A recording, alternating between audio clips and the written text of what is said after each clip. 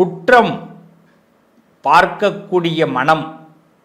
பல பேர் பார்த்திங்கன்னா குற்றத்தை பார்த்துக்கிட்டே இருப்பாங்க. இந்த குற்றம் பார்க்கக்கூடியவர்களுக்கு சுற்றம் இருக்காது. அதாவது நமக்கு ரொம்ப குறை கண்டுபிடிச்சிக்கிட்டே இருந்தாங்கன்னா பக்கத்தில் யாருமே இருக்க முடியாது. இந்த குறை கண்டுபிடிக்கிறவங்கள பார்த்தாலே தனுசு ராசிக்கு பிடிக்காது. ஒன்று குறைய திருத்தறதுக்கு ஏதாவது ஐடியா கொடுக்கணும், அதை கொடுக்க மாட்டான். குற்றத்தையே சொல்லிக்கிட்டு இருப்பான். நீ இதை பண்ண, அதை செஞ்ச, ஏன் இப்படி இருக்கிற, ஏன் இப்படி போகிற, நீ ஏன் விளங்கலை, தலையெழுத்து. எப்படி தலையெழுத்து. நிறைய வார்த்தைகளை இப்படி கேட்கணும். தனுசு ராசிக்கு நிறைய இந்த வார்த்தைகளை, அபவார்த்தைகளை, மற்றவங்க பேசுகிறத கேட்க வேண்டியதே ஒரு பொழப்பாக இருக்கும். காலையில் பொழுது விடிஞ்சு பொழுது போய் நல்லது எவனாவது பேசுகிறானாங்கிறத விட நம்மளை பற்றி எவன் கழுவி ஊற்றுறாங்கிறது தான் பிரச்சனையாக இருக்கும். எது நல்லா பேசுவான், சொந்தக்காரனாக இருப்பான், நண்பனாக இருப்பான், மாப்பிள்ளை நீ இப்படி பண்ணியிருக்கலாம் மாப்பிள்ளைன்னுவான். நமக்கு அப்படியே அடி வயிறுலேருந்து எரியும். ஏண்டா நான் இதை திரும்பி ஒன்ட்ட கேட்குறதுக்கு எவ்வளோ நாடி ஆகும்னு. ஆனால் பேச முடியாது நம்மளால். நல்ல சாப்பாடே வாங்கி கொடுப்பான். சாப்பாடை வாங்கி கொடுத்துட்டு கடைசியில் ஒரு வார்த்தை சொல்லுவான், நீ இப்படி சொல்லியிருந்தீங்கன்னா கரெக்டாக இருக்கும், நீ ஏன் அந்த இடத்துல விட்டுட்ட அப்படின்னுவான். பழசெல்லாம் கிளறுவாங்க. இப்படி பல பிரச்சனைகளுக்கு நடுவே தான் தனுசு ராசி வாழ்ந்துக்கிட்டு இருக்கு. தனுசு ராசிக்காரர்களுக்கு பார்த்திங்கன்னா முள் படுக்கை. பீஷ்மர் எப்படி முள் படுக்கையில் படுத்திருந்தாரோ அதே மாதிரி முள் படுக்கை. ஆனால் உண்மையிலே நீங்களும் பீஷ்மர் தான், பிதாமகர்கள் தான். இது எப்படின்னா எல்லாரையும் தெரிந்து கொண்ட பிதாமகர்கள். அப்புறம் ஒரு கட்டத்தில் தனுசு ராசிக்கு ஒரு முடிவாயிடும். தனுசு ராசிக்காரங்களும் ஒரு காலத்தில் இவ இப்படி தான் ஐயா, இவர் இப்படி தான் ஐயா, இந்த ஒரு டேலண்ட் விஷயங்கள். அதாவது பார்த்திங்கன்னா இந்த டேலண்ட் யாருக்குமே வராது. ஒரு ஆள் இப்படி தான் கண்டுபிடிக்கிறதுக்கே ரொம்ப நாள் ஆகும். இது தனுசுக்கு மட்டும் பட்டுன்னு கண்டுபிடிச்சிருவாங்க. அப்புறமா என்ன பண்ணுவாங்க, யாருக்கிட்ட எப்படி பேசணும், எப்படி இருக்கணும்னு தெரிஞ்சுக்கலாம். இப்படிப்பட்ட தனுசு ராசிக்காரர்கள் தொடர்ந்து சில ஃபெயிலியரை சந்திப்பாங்க. ஏன் இந்த ஃபெயிலியர் ஏன் நடக்குது அப்படின்னா, கான்சன்ட்ரேஷன் பவரை இப்போ நம்ம அதிகப்படுத்தணும். நம்ம ஜாதகத்தில் முதல்ல ஜாதகத்தை குறை சொல்கிறத நிப்பாட்டிடுங்க. என் ஜாதகம் சரியில்லை சார், என் கட்டம் சரியில்லை சார், எனக்கு நேரம் சரியில்லை சார், எனக்கு கிரகங்கள்லாம் சரியில்லை சார், இந்த வேர்டை முதல்ல நிப்பாட்டுங்க. நம்ம ஒரு ரமணா படத்தில் முருகதாஸ் டைரக்டர் நினைக்கிறேன், சரியாக ஞாபகம் வச்சுருக்கானான்னு தெரியல, ஏஆர் முருகதாஸ், அவர் ஒரு வசனம் எழுதியிருப்பார். டைரக்டர் அவர் தானே, விஜயகாந்த் ஐயா பேசியிருப்பார்.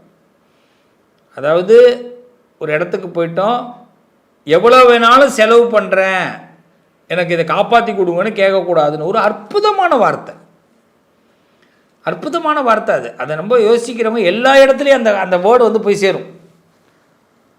அப்போ ஒரு ஜாதகம் சரியில்லை அப்படின்னு நீங்கள் முடிவு பண்ணிட்டீங்கன்னா உங்களால் முன்னேறவே முடியாது. நான் நண்பர்களே, என் உறவுகளே, நான் கொஞ்சம் அழகாக ஒரு அழுத்தமாக சொல்கிறேன்னு தப்பாக நினச்சிக்காதீங்க. முதல்ல உங்களுடைய மைனஸ் என்னென்னா, சார் எனக்கு இதெல்லாம் வராது சார், சார் இதுக்கெல்லாம் நான் ராசி இல்லை சார், எனக்கு இதெல்லாம் அமையாது சார், என் ஜாதக கட்டம்லாம் நல்லாவே இல்லை சார், ஏண்டா பிறந்தோன்னு இருக்குது சார், இந்த வேர்டெல்லாம் தயவு செய்து தூக்கி போடுங்க.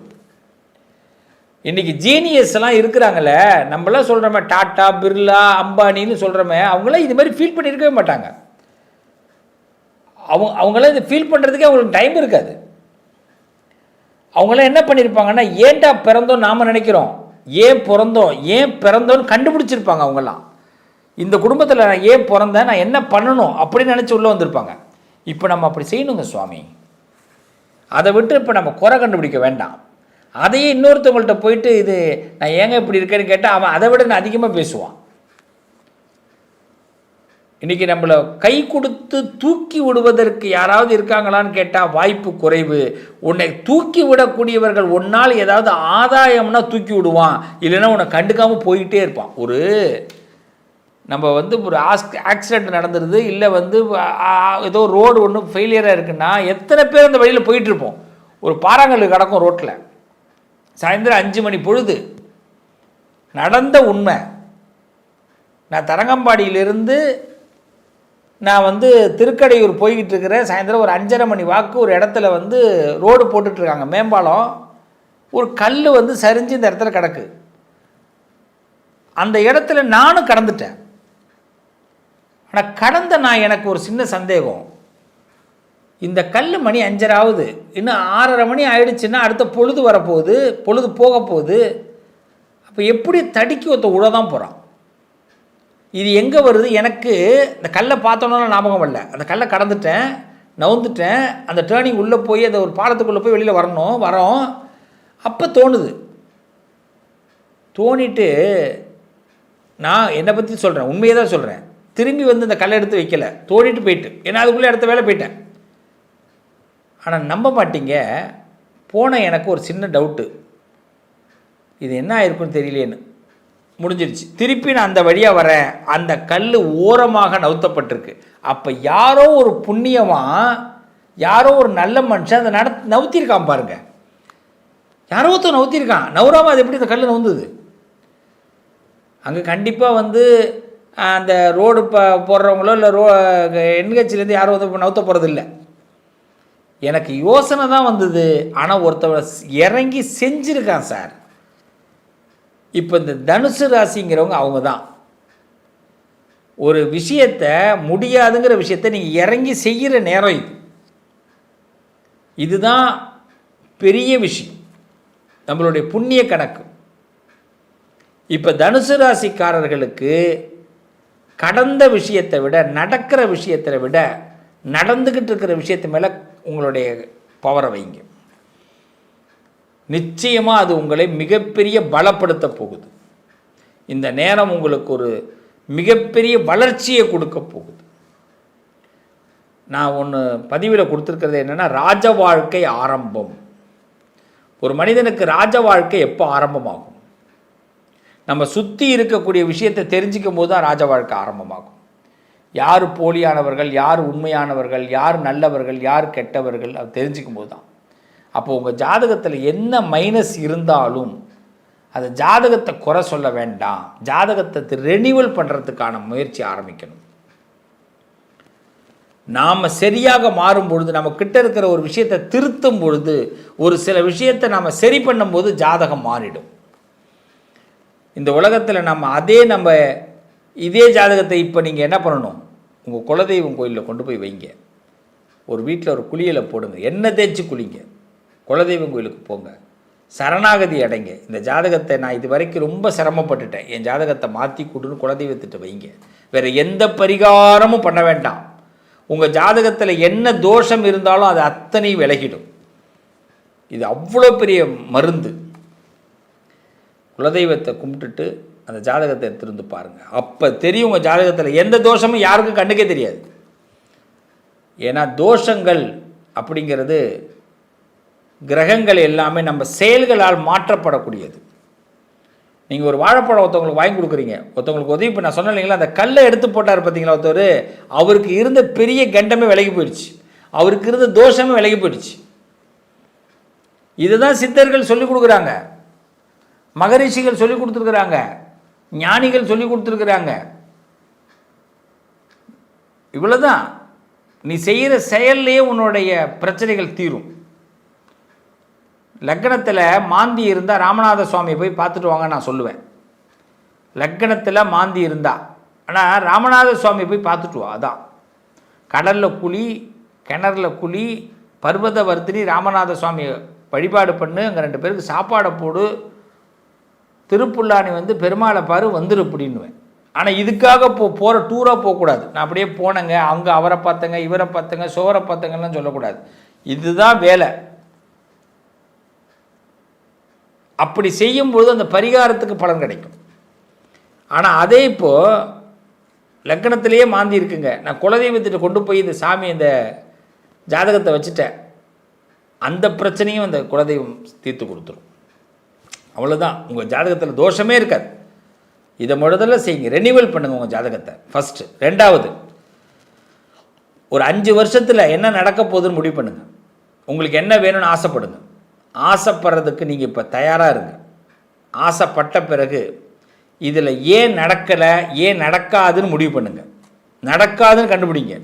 அப்போ உங்கள்கிட்ட என்னென்ன குறை இருக்குன்னு கண்டுபிடிங்க. இதை என்ன ஏற்றுக்கணும், நான் என்னென்ன தயார் பண்ணிக்கணும். ஒரு படம் ப்ரொடியூஸ் பண்ணணும்னு ஆசைப்பட்றேன் சார், ஒரு அரசியல் கட்சி நடத்தணும்னு ஆசைப்பட்றேன் சார், அப்போ எனக்கு ஏதோ ஒரு தகுதியை நான் வளர்த்துக்கணும். ஆசைப்படுறேன்னு இருந்தாலே அது ஜாதகத்தில் இருக்கிறதா எனக்கு ஆசை வரும். ஜாதகத்தில் இருக்கிறது மட்டும்தான் என் ஆசையில் இருக்கும். அப்போ ஆசைப்பட்டுட்டேன், அது ஜாதகத்தில் இருக்கு. அப்போ நடக்க போகுது. அப்போ நான் எனக்கு அது தயாராக இருக்கணும். நான் அதுக்கு தகுதியானவனான்னு நான் பார்க்கணும். அப்படி திரும்பி இப்படி பார்த்தா நான் யார், ஹூ ஐ ஆம் அப்படிங்கிற கேள்வி கேட்டுப்பாருங்க. இதுக்கு நான் தகுதியா, எலிஜிபிளா, நான் நினைக்கிறது கரெக்டா, நான் யார் அப்படின்னு கேட்கும் பொழுது உங்களுக்குள்ளே என்ன ஆகும், அதுக்கான பதில் கிடைக்க ஆரம்பிக்கும். ஓ, இதெல்லாம் உனக்கு தேவை, இதையெல்லாம் நீ இன்னும் தயார் பண்ணிக்கணும், இதையெல்லாம் கற்றுக்கணும், இதெல்லாம் லேர்ன் பண்ணணும், இதையெல்லாம் நீ செயலில் கொண்டு வரணும். அப்போ என்ன ஆகும், உங்களுடைய மரியாதை உயரும், உங்கள் போட்ட திட்டங்கள் சக்ஸஸ் ஆகும், உங்களுக்குள்ளே இருக்கிற சூப்பர் டேலண்ட் வெளிப்படும், இந்த உலகத்தில் பிறந்ததுக்கான காரணம் ரீசன் தெரிய வரும், உங்கள் கான்ஃபிடென்ட் லெவலுக்கு சக்ஸஸ் கிடைக்கும், கோடி கோடியாக கட்டுக்கட்டாக பணம் கிடைக்கும். எஸ், அதுதான் கட்டுக்கட்டாக பணம் கிடைக்கும். இவ்வளவும் பண்ணணும். அதை விட்டுட்டு என் ஜாதகம் ஃபெயிலியரு, நான் என்ன பரிகாரம் பண்ணுறது, என் வாழ்க்கை எல்லாம் போச்சு, இது வேண்டவே வேண்டாம். ஒன்றே ஒன்று தெரிஞ்சுங்க, எந்த கடவுளும் நீ இதை பண்ணு, இதை குடு, நான் இதை தரேன்னு சொல்லவே இல்லை. கடவுளை கும்புறது எதுக்கு தெரியுமா, மந்திரம் சொல்கிறது எதுக்கு தெரியுமா, நம்ம மந்திரங்களை முணுமுணுக்கிறதுனால கெட்ட எண்ணம் வராது. இந்த வாய் சும்மாவே இருக்காதுங்க, ஏதாவது பேசிக்கிட்டே இருக்க வைக்கும், உரண்டு இழுக்க வைக்கும், வம்பு விளக்க இருக்க வைக்கும். அப்போ ஏதாவது ஒரு மந்திரத்தை சொல்லும்போது அந்த சிந்தனை அங்கே போயிடும். அதுக்கு தான் நான் சொன்னேன் முதல்ல, புத்தர் அந்த மௌனம் அங்கே வந்துடும் மந்திரம் சொல்லும்போது. கோயிலுக்கு போகும்போது நம்ம குறைகளை கோயிலில் போய் கொட்டும் பொழுது அங்கே நடக்க ஆரம்பிக்குது. எவ்வளவு ரொம்ப தூரம் போனால் உங்கள் பக்கத்தில் இருக்கிற கோயிலுக்கு போங்க, அது சிவன் கோயிலுக்கு போங்க, தனுசு ராசிக்காரவங்க சிவன் கோயிலுக்கு போங்க, பிள்ளையாரை போய் பாருங்கள், சிவனை பாருங்கள், காலார சிவனை கோயிலுக்கு போயிட்டு எதுவுமே வாங்கிட்டு போக வேணாம், போயிட்டு சாமியை கும்பிடுங்க, எல்லாம் அவனுக்கு தெரியும், மனசார பேசிட்டு வாங்க. அவர் உங்களுக்கு பிரபஞ்ச வழியாக கிஃப்ட் கொடுப்பார். நீங்கள் திருச்செந்தூர் போகணும், எந்த கோயிலுக்கு போனாலும் வேண்டிக்கிங்க, நான் இந்த காரியம் நினைக்கிறேன், இது நடந்தால் உன் சன்னிதானத்துக்கு வரேன்னு வேண்டிக்கிங்க, கண்டிப்பாக நடத்தி கொடுப்பார் சுவாமி. அப்போ புறப்படுங்க, டூர் மாதிரி போயிட்டு வாங்க, அது தப்பு இல்லை.